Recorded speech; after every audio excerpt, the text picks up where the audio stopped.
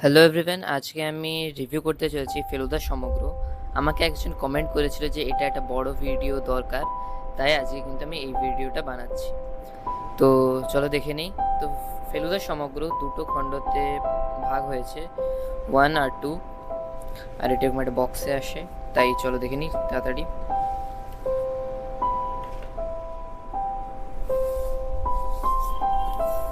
তো প্রথম খণ্ড নিয়ে কথা বলা যাক। তো দেখতেই পাচ্ছ প্রচ্ছদটা কিন্তু বেশ সুন্দর। এখানে ফেলুদা সমগ্র সত্যজিৎ রায় লেখা আছে, বেশ ভালো।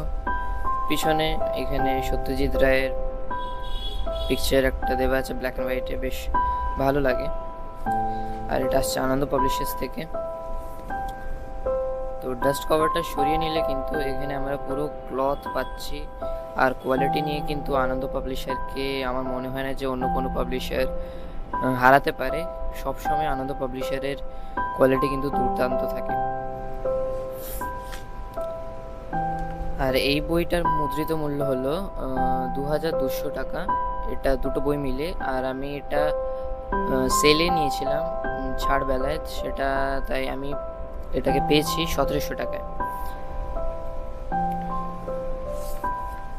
মানে ফেলুদা, লালমোহন গাঙ্গুলি আর তোপসের একটা পিকচার দেওয়া রয়েছে, যেটা বেশ ভালো।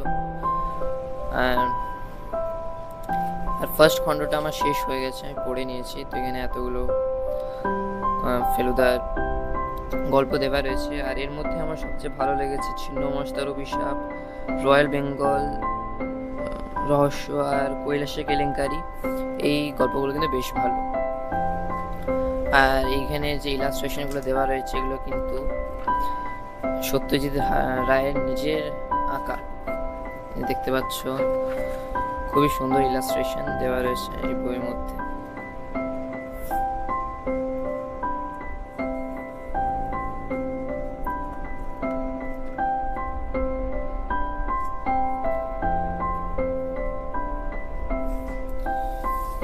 এবার চলো 2 নম্বর খণ্ডকে নিয়ে দেখা যাক।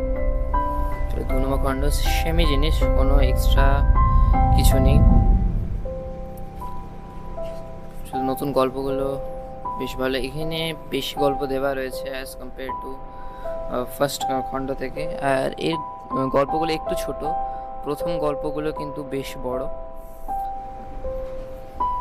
আজকের জন্য এতটাই, পরে আবার দেখা হবে।